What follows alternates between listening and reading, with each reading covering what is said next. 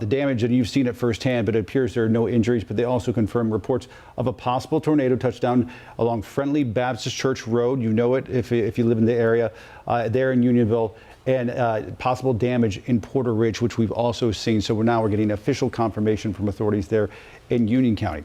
In the meantime, let's talk power outages. There are some there in Union County. There are a few others in other places, but surprisingly, the area has fared fairly well when it comes to power outages. Yeah, let's send things over to Logan Stewart. She's live with us now with Duke Energy. And Logan, we've seen things looking pretty good out there, but can you give us an update on where things stand?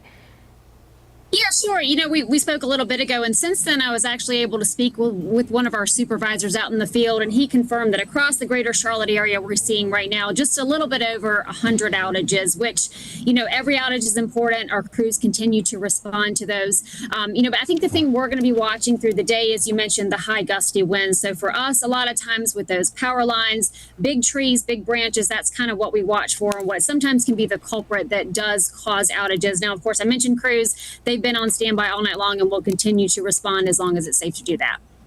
And what about your message to folks there in Union County? It seems like at least early on, that seems to be where the brunt of the damage is. And we saw in a live picture no more than 5 minutes ago, linemen already out there within an hour trying to tackle some of the power lines there that look to be broken.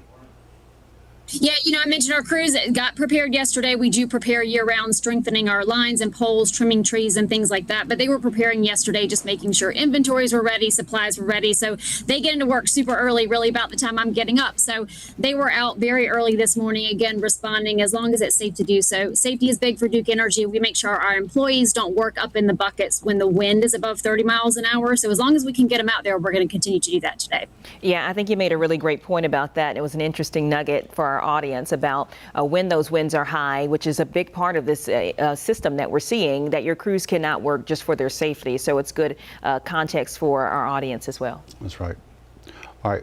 Logan Stewart reporting for us from Duke Energy, filling us in. We appreciate it. Seems like your crews have done just a yeoman's work of keeping folks with their power on. Logan, thanks so much. We appreciate it again. Thank you, guys.